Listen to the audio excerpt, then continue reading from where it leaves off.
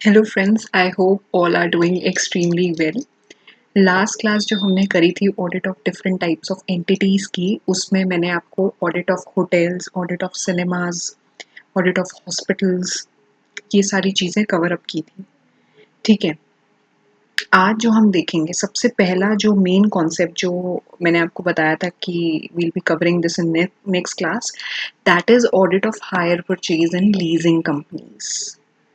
ठीक है, audit of hire purchase and leasing companies आज कवर अप करेंगे और उसके बाद फिर हमारा जो लास्ट टॉपिक बचेगा इस चैप्टर का, that will be audit of cooperative societies.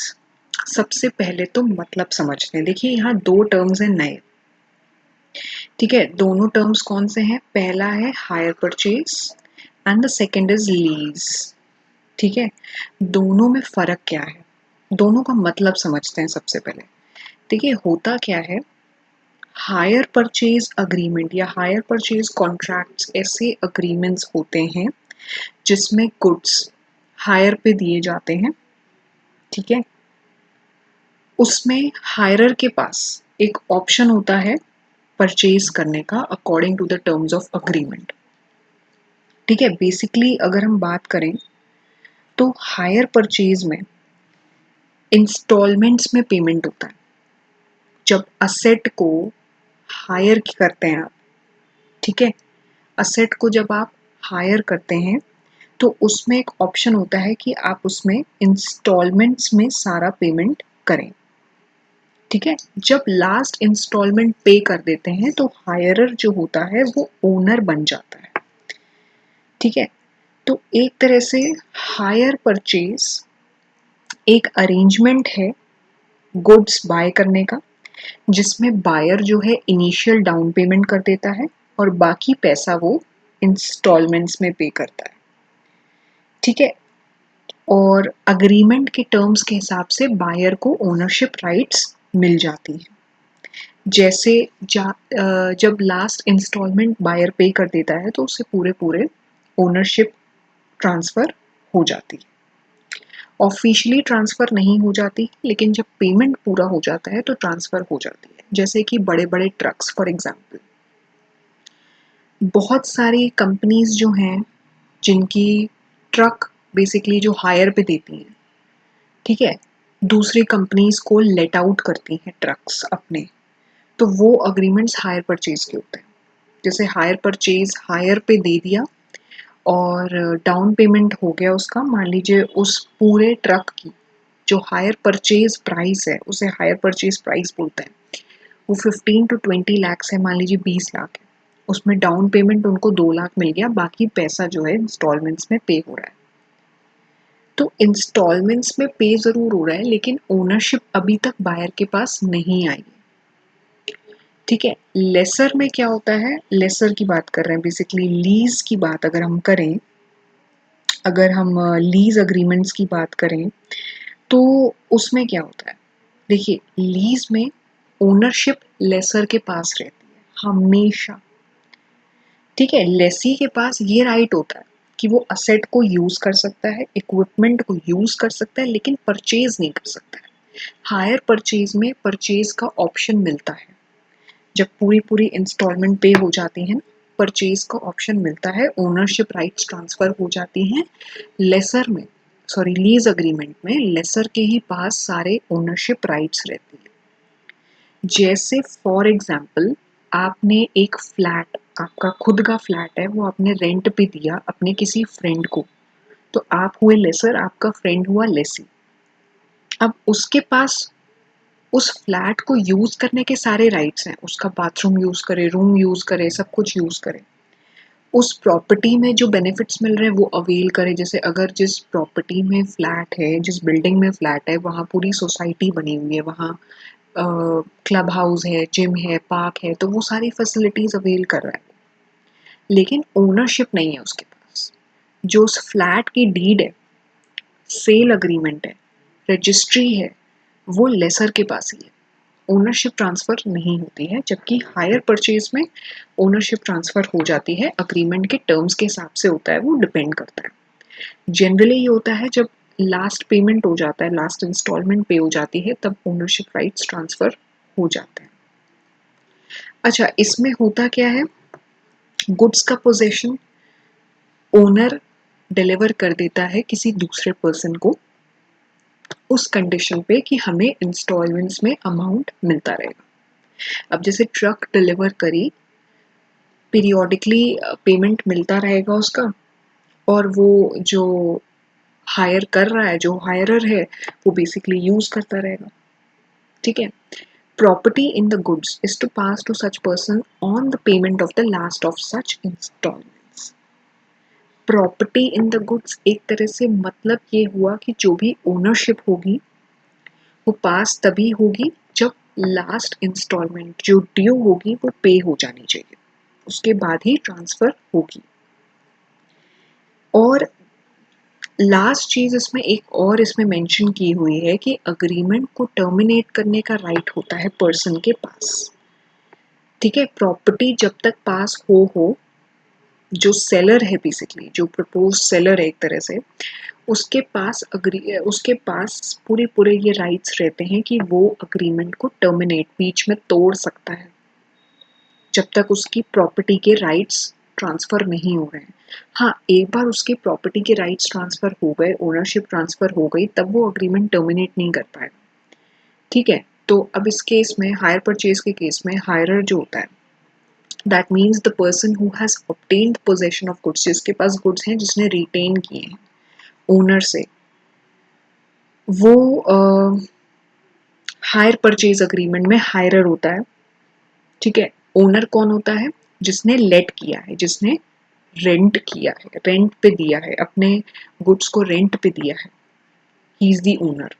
आप लोगों को लगेगा कि लीज अग्रीमेंट, हायर परचेज दोनों में ही तो लेट आउट कर रहे हैं, तो फर्क क्या हुआ? फर्क बहुत बड़ा है। फर्क ये है कि हायर परचेज में, जो मैं आपको एक सबसे सबसे बड़ा एक डिफरेंस बार बार इंडिकेट कर रही हूँ, मेन डिफरेंस यही है कि हायर परचेज में हायरर के पास ऑप्शन होता है उस गुड को खरीदने का जैसे ही सारी पेमेंट हो जाए, जैसे ही सारी इंस्टॉलमेंट्स पे ऑफ हो जाए। लेकिन रेंट बेसिकली जो लीज अग्रीमेंट होता है, लीज अग्रीमेंट में लेसी के पास ऐसे कोई राइट्स नहीं होते। ठीक। तो अब ये तो बात हो गई हायरर की और ओनर की। अब बात करते हैं ऑडिट की। Hire purchase agreement I hope आप सबको समझ आ गया होगा, लेकिन अब हायर परचेज ट्रांजैक्शंस को हमें चेक करना है एज एन ऑडिटर, तो कैसे चेक करना होगा, मेन हम उस बात पे आते हैं। ये तो समझने वाली बात हो गई। और हायर परचेज अकाउंटिंग आपको इंटरमीडिएट में अकाउंट्स के चैप्टर में मिलेगी सीखने को। अब देखिए, हायर परचेज अग्रीमेंट सबसे पहले तो राइटिंग में हो, ओरली कुछ ना हो, सारी पार्टीज के सिग्नेचर्स। उसमें क्या स्पेसिफाइड होना चाहिए? देखिए, कुछ बातें यहाँ पे मेंशन्ड हैं, कुछ कंडीशंस हैं जो कि हायर परचेज अग्रीमेंट में होना, हायर परचेज अग्रीमेंट का जो वो प्रॉपर रिटन फॉर्मेट होगा उसमें प्रेजेंट होना जरूरी है। जैसे फॉर एग्जाम्पल नहीं, सबसे पहले हायर परचेज प्राइस क्या है गुड्स का, उसके अलावा कैश प्राइस क्या है, the price at which the goods may be purchase by the hirer for cash. यानी कि अगर हम बात करें HP अग्रीमेंट की, HP मीन्स हायर परचेज, तो HP प्राइस अलग कोट होगा, कैश प्राइस अलग कोट होगा। कैश प्राइस इसलिए कोट होगा कि मान लीजिए अगर हायरर को वो गुड्स खरीदने हैं, उसके पास अच्छा अमाउंट आ गया और उसने सारा पेमेंट कर दिया, हायर परचेज अग्रीमेंट 5 इयर्स का था, उसने 3 साल में ही पेमेंट कर दिया, अब उसे गुड्स खरीदने हैं, तो उसके लिए कैश प्राइस क्या बनेगा, तो वो पता होना जरूरी है। ठीक है। किस डेट पे अग्रीमेंट स्टार्ट होगा, किस डेट पे ये माना जाएगा कि गुड्स के पोजेशन जो है वो हायरर के पास आ गए। अब कितनी इंस्टॉलमेंट्स होंगी जिसमें हायर परचेज प्राइस को पे किया जाएगा? बेसिकली जो अग्रीमेंट होता है ना, वो पूरी तरह से डिपेंड करता है हायर परचेज प्राइस पे।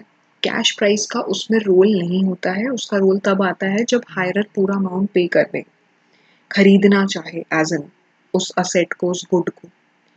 लेकिन अगर वो हायर परचेज पे ले रहा है तो इंस्टॉलमेंट्स वो उसी प्राइस के हिसाब से पे करेगा। उसका क्या अमाउंट है, किस डेट पे पे करना है, किस मीडियम से पे होना है, मोड क्या है, ठीक है, किस पर्सन को पे होना है, किस प्लेस पे पे होना है।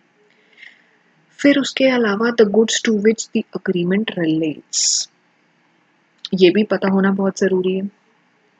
किस तरह के गुड्स हैं, स्टॉक है, असेट है, कोई क्या है, किस तरह के गुड्स हैं, ठीक है। उसके अलावा क्या देखना है कि इंस्टॉलमेंट्स की जो पेमेंट्स हैं वो रेगुलरली रिसीव हो रही हैं, टाइमली रिसीव हो रही हैं, मतलब जो स्पेसिफाइड टाइम है उस हिसाब से रिसीव होनी चाहिए, ठीक है। ये तो हो गई मेन बातें हायर परचेज अग्रीमेंट की। अब बात आती है लीज की। अब देखिए लीज में क्या होगा, एक बार ये भी देख लेते हैं हम, क्योंकि हम पूरा हायर परचेज लीजिंग दोनों को लेके चल रहे हैं। लीज में दो पार्टीज होती हैं, और वो दो पार्टीज में एक हो गई लेसी, दूसरा हो गया लेसर। जिस पार्टी को असेट यूज करने के लिए दिया जाता है वो अक्वायर करती है उसका राइट असेट को यूज करने का कुछ टाइम पीरियड के लिए, उसे लेसी कहते हैं, ठीक है। और लेसर कौन हुआ, जिसे रेंट का पेमेंट मिलता है, जो ये राइट ट्रांसफर करता है, ही और शी इज द लेसर। अब लीज अग्रीमेंट में लीगल ओनरशिप जो होती है वो लेसर के पास रहती है, ठीक। लीगल ओनरशिप किसके पास रहती है, लेसर के पास। तो अगर हम लोग लीज अग्रीमेंट की देखिए बात करें तो लीज अग्रीमेंट में ओनरशिप ट्रांसफर नहीं होती है, ठीक है। अब रिस्क्स एंड रिवॉर्ड्स जो रहते हैं ओनरशिप के वो लेसी के पास जाते हैं, ठीक है। एक तरह से लीज होता क्या है, फाइनेंसिंग अरेंजमेंट होता है। कैसा अरेंजमेंट होता है, अगर हम थोड़ा सा टेक्निकल लैंग्वेज में जाएं, कॉमर्स की लैंग्वेज में जाएं, तो फाइनेंसिंग अरेंजमेंट होता है। इन तरह की लीजेस को जिसमें ओनरशिप के रिस्क्स एंड रिवॉर्ड्स ट्रांसफर होते हैं लेसी को, उसे फाइनेंस लीज बोलते हैं, ठीक है। ऑपरेटिंग लीज क्या होता है, देखिए होता क्या है ना, दो तरह की लीजेस होती हैं।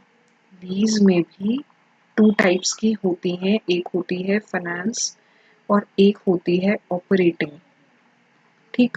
तो ऑपरेटिंग में क्या होता है, सिंपल अरेंजमेंट होता है जिसमें रेंट के रिटर्न पे लेसर लेसी को अलाउ करता है कि भाई आप कुछ टाइम के लिए असेट को यूज कर सकते हैं। जैसे मान लीजिए कार के रिस्पेक्ट में एक लीज अग्रीमेंट हुआ, 6 महीने का अग्रीमेंट हुआ कि भाई आप असेट यूज करिए, ठीक है, कुछ टाइम के लिए।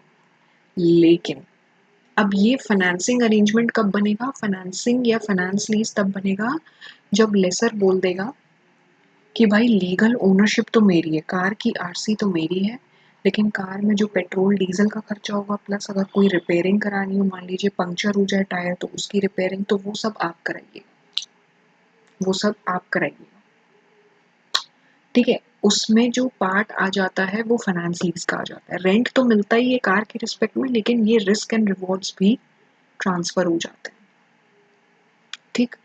नॉर्मली आपको जो प्रैक्टिकल एक्सपीरियंस जो देखने को मिलेगा ऑडिट के टाइम पे भी, वो फाइनेंस लीज का ही मिलेगा। ऑपरेटिंग लीज का बहुत ही मिनिमम, बहुत ही रेयर सिचुएशंस में देखने को मिलेगा। अब देखिए इसमें एक चीज़ और होती है, जो फाइनेंस लीज होती है उसमें लेसी बेसिकली जो यूज़ करेगा असेट, जिसे राइट मिलेगा यूज़ करने का, वो इक्विपमेंट सिलेक्ट करेगा, सेटिस्फाई करेगा कि भाई उसकी फिटनेस है, प्रॉपर फंक्शनल है वो कि नहीं है, उसमें लेसर का पार्टिसिपेशन नहीं होता है, ठीक है। उसके बाद जब उसे चूज कर लेगा तब वो अप्रोच करेगा लेसर को कि भाई हम आपके असेट में इंटरेस्टेड हैं, या किसी ब्रोकर के थ्रू अप्रोच करेगा। डील उनकी नेगोशिएट होगी, रेट्स फाइनलाइज होंगे, रेंट कितना चार्ज होगा वो सब फाइनल होगा, और उसके बाद जो लेसर होगा वो इक्विपमेंट को लेसी की साइट पे डिलीवर कर देगा। ज़रूरी नहीं है कि आपके सिर्फ कार्स या जो बिल्डिंग्स हैं या फ्लैट्स हैं वही रेंट लेट आउट हो, लीज अग्रीमेंट के अंडर में आए, बाकी सब चीज़ें भी आ सकती हैं। बड़ी बड़ी फैक्ट्रीज हैं, इंडस्ट्रीज हैं, वहाँ पे मशीनरी का लीज अग्रीमेंट भी होता है, ठीक है। और ये सारे कॉन्ट्रैक्ट्स साइन ज़रूर होते हैं पार्टीज के बीच में, तभी उन्हें माना जाता है कि ये अग्री हुए हैं, दोनों पार्टीज अग्री हुई हैं, अपनी रिक्वायरमेंट्स पे, कंडीशंस पे। अब लीज पीरियड में लेसी के क्या क्या काम होंगे? लेसी सबसे पहले रेंटल्स पे करेगा अब पीरियोडिकली, जो भी डिसाइड हुआ है अग्रीमेंट के अकॉर्डिंग। इक्विपमेंट को गुड कंडीशन में रखेगा एंड उसके अलावा उसे मैन्युफैक्चरर की या लेसर की सारी वारंटीज और आफ्टर सेल सर्विसेज का बेनिफिट भी मिलेगा। मैंने बताया ना, फाइनेंस लीज में दो चीज़ें और जुड़ जाती हैं, रिस्क और रिवॉर्ड लेसी के साथ। रिस्क इसलिए कि भाई अगर कोई रिपेयर का खर्चा आ गया तो वो उठा रहा है, इलेक्ट्रिसिटी का बिल है तो वो उठा रहा है, कौन? लेसी। लेकिन अगर कोई आफ्टर सेल सर्विसेज मिल रही हैं, वारंटीज मिल रही हैं, तो उसके भी बेनिफिट्स हैं। और वो बेनिफिट्स कौन अवेल करता है? लेसी अवेल करता है, जो असेट को यूज करता है। फिर जब लीज पीरियड एंड होता है तो हायर परचेज में क्या होता है ना, ओनरशिप राइट्स ट्रांसफर हो जाती हैं। लेकिन लीज पीरियड के एंड होते ही इक्विपमेंट जो है वो रिटर्न हो जाता है लेसर को। लेसी भले ही उसके लीज पीरियड को रिन्यू करा दे, रिन्यू कराने का ऑप्शन होता है, लेकिन वो ओनर नहीं बन सकता है। ठीक, वो ओनर नहीं बन सकता है। वो ओनर तभी बन पाएगा जब लेसर उसे बेचना चाहे और वो खरीद ले। परचेज का ऑप्शन जो है ना लीज अग्रीमेंट में नहीं होता।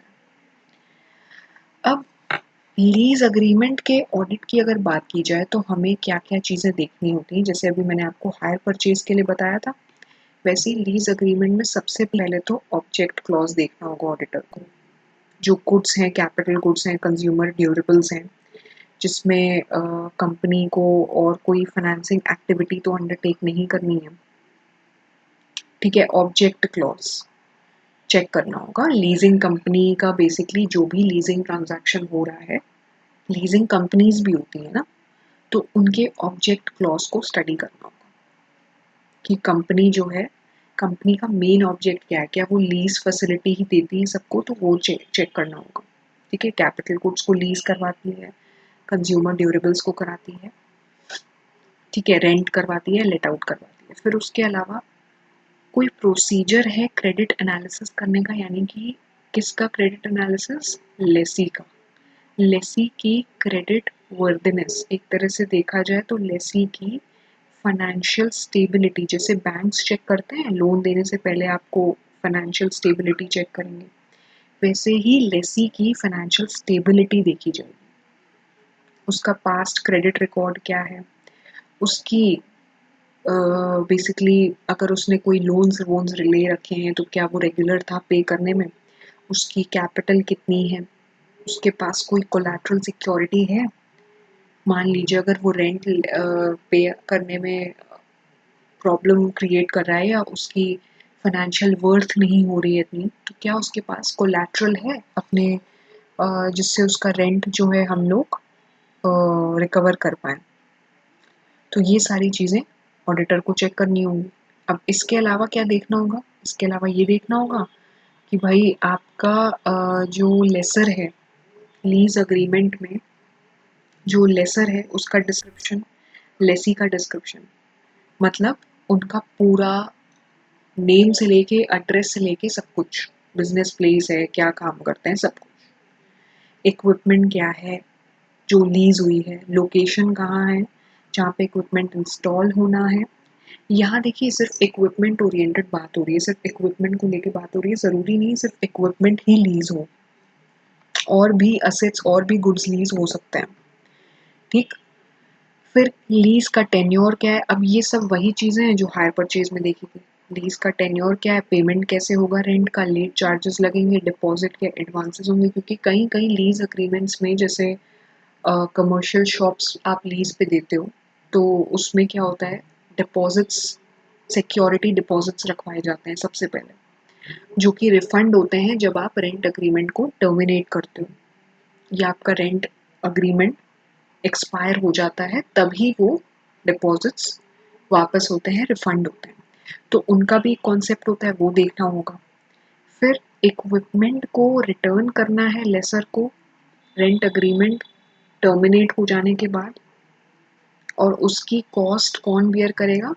लेसी बियर करेगा, क्योंकि इक्विपमेंट का पूरा इंस्टॉलेशन हुआ है ना प्रीमाइसेस पे, जहाँ लेसी को यूज करना है, वहां से वो हटवा के लेसर को भेजेगा, उसमें काफ़ी खर्चा आ जाएगा, क्योंकि डिसमेंटल करना पड़ेगा इक्विपमेंट को, पहले इंस्टॉलेशन चार्ज हुआ है, फिर उसे हटाना है, ठीक है, तो उसके चार्जेस अलग।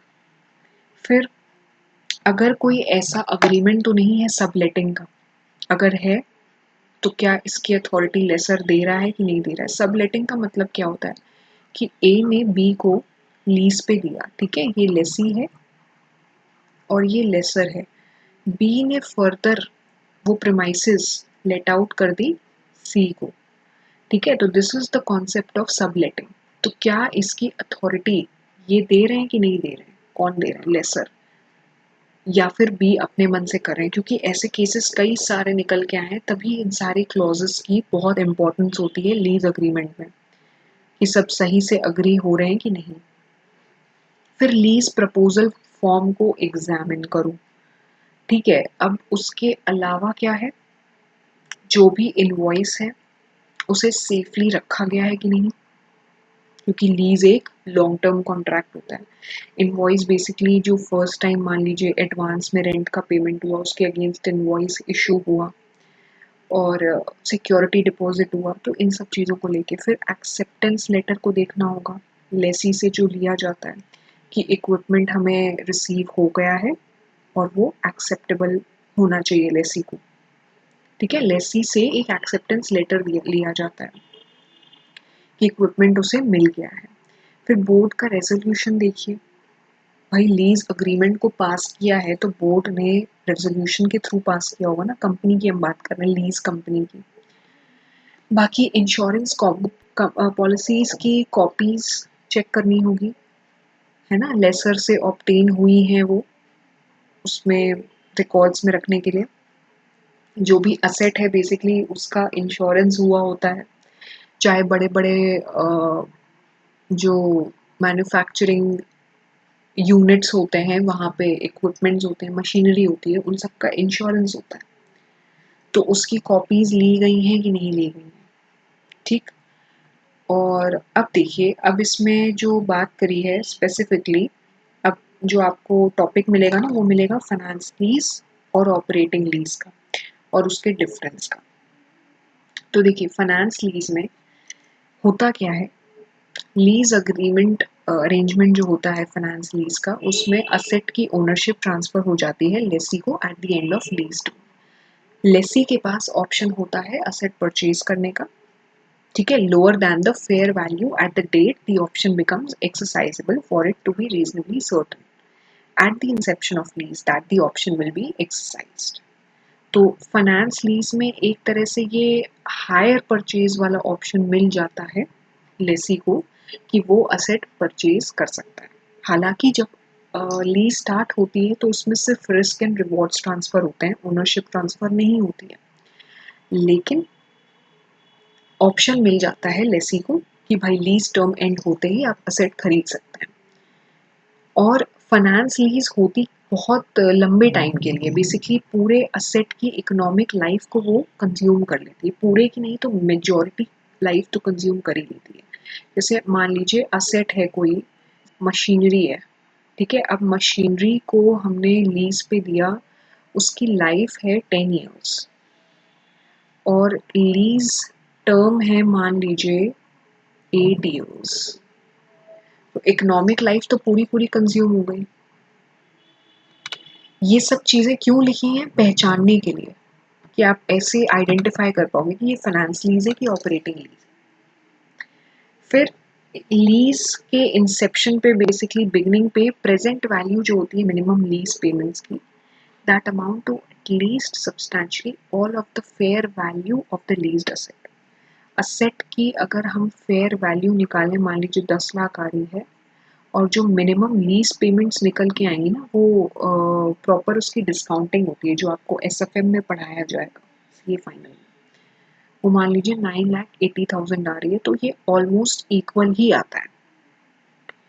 मिनिमम लीज पेमेंट्स की प्रेजेंट वैल्यू, मान लीजिए मिनिमम लीज पेमेंट्स जो हमें अगले 5 साल तक करनी है, असेट की लाइफ तक 5 ईयर्स तक करनी है, ठीक है, तो उसकी प्रेजेंट वैल्यू निकालते हैं, डिस्काउंट करते हैं, तो डिस्काउंटिंग रेट है, मान लीजिए डिस्काउंटिंग रेट है 10%, तो उसके हिसाब से हम उसकी प्रेजेंट वैल्यू निकालता है मिनिमम लीज पेमेंट्स की। और फेयर वैल्यू क्या होगी असेट की, वो ये है।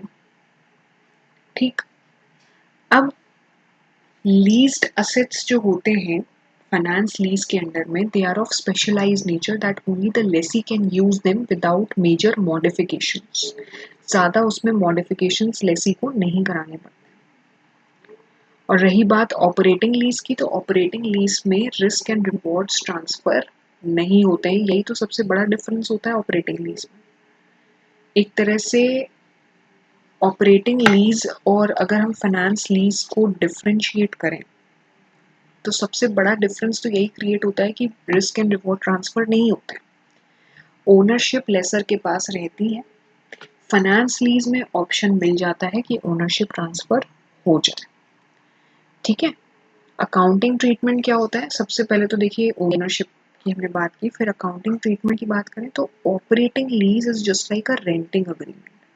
लीज पेमेंट्स दिए जाते हैं, असेट बैलेंस शीट में नहीं आता है लेसी की, वो उसका खर्चे में आता है। फाइनेंस लीज एक तरह का लोन होता है। असेट जो है वो ओन्ड तब समझा जाता है, ओनरशिप उसकी तब मानी जाती है जब पूरा पेमेंट हो जाए, तो ये बैलेंस शीट में अपीयर होता है लेसी। जबकि ऑपरेटिंग लीज में असेट बैलेंस शीट में अपीयर नहीं होता है। ठीक, परचेज ऑप्शन, लेसी के पास कोई भी ऑप्शन नहीं होता है क्योंकि रिस्क एंड रिवॉर्ड्स ही नहीं ट्रांसफर होते हैं, फाइनेंस लीज में होता है। और सबसे ऊपर जो है इसके एग्जाम्पल्स दिए हुए हैं, जैसे प्रोजेक्टर, कंप्यूटर, लैपटॉप, ये सारी चीज़ें ऑपरेटिंग लीज में आ जाएंगी। रिस्क एंड रिवॉर्ड्स इसमें ट्रांसफर नहीं होंगे, लेकिन प्लांट एंड मशीनरी है, लैंड है, ऑफिस है, बिल्डिंग है, इसमें फाइनेंस लीज में ही कवर होंगे। रिस्क एंड रिवॉर्ड्स भी ट्रांसफर होंगे, परचेज करने का राइट भी मिलेगा। ठीक है, और पूरी इकोनॉमिक लाइफ भी यूज हो जाएगी फाइनेंस लीज में, तो all these things will be taking place. अब फाइनेंस लीज में जैसे मैंने आपको बताया कि इकोनॉमिक लाइफ असेट की पूरी पूरी यूटिलाइज तो हुई जाती है, मेजॉरिटी यूज हो जाती है, लेकिन ऑपरेटिंग लीज बेसिकली जो असेट की लाइफ होती है, लीज्ड असेट की, उसकी 75% अगर हम निकालें तो लीज टर्म उससे कम होता है। लीज्ड असेट की लाइफ के 75% से कम होता है लीज टर्म ऑपरेटिंग लीज में। बाकी ऑपरेटिंग खर्चे जो होते हैं इसमें जितने भी रनिंग एडमिनिस्ट्रेटिव खर्चे होते हैं ना, रिपेयर हो गए, मान लीजिए लैपटॉप का रिपेयरिंग करवानी है, तो वो सारी चीज़ें लेसी नहीं पे करता है। क्यों? क्योंकि उसके पास राइट नहीं है ना रिस्क एंड रिवॉर्ड्स का। लेकिन फाइनेंस लीज में सारे खर्चे बियर करने होते हैं, insurance, maintenance, taxes, electricity bill, अब जैसे हाउस टैक्स ही पे करना है, म्यूनिसिपल टैक्स पे करना है, वो सारी चीज़ें इसमें कवर होंगी। ठीक है ना। बाकी इसमें जो है ऑपरेटिंग लीज में अच्छी होती है, लीज पेमेंट को खर्चा माना जाता है, लेकिन डेप्रीसिएशन क्लेम नहीं किया जाता है। और उसमें अगर हम टैक्स बेनिफिट की बात करें तो भाई देखिए ऑपरेटिंग लीज में तो वैसे ही प्रॉफिट एंड लॉस अकाउंट में खर्चा ही आएगा आपका, रेंट का जो रेंट एक्सपेंस के नाम से, लेकिन इसमें डेप्रीसिएशन भी क्लेम होता है, इंटरेस्ट भी क्लेम होता है, क्योंकि हम एज अ लोन ले रहे हैं तो इंटरेस्ट पे करेंगे, वो भी क्लेम कर सकते हैं इनकम टैक्स में, और डेप्रीसिएशन भी क्लेम कर सकते हैं क्योंकि फाइनेंस लीज एक लोन की तरह होता है, हम उसे बैलेंस शीट में दिखाते हैं। तो ये सारी चीज़ें इसमें कवर होती हैं। आई होप आप सबको ये टॉपिक समझ आया होगा। और अब हमारा ये टॉपिक अब क्योंकि एंड हो गया है, इसके बाद जो हमारा टॉपिक बचेगा इस चैप्टर का, वो बचेगा ऑडिट ऑफ कोऑपरेटिव सोसाइटीज़। हम कोशिश करेंगे इसे भी नेक्स्ट क्लास में ख़त्म कर दें और फिर हमारा ये पूरा टॉपिक एंड हो जाएगा। कोई डाउट हो तो प्लीज़ मुझे कमेंट बॉक्स पे लिख के भेजिए। वीडियो अच्छी लगी हो तो do not forget to like the video, share the video and do subscribe my channel, press the bell icon for latest updates, and please study well, revise well so that you don't forget it. And from the next class we'll be beginning with cooperative society audit. Thank you.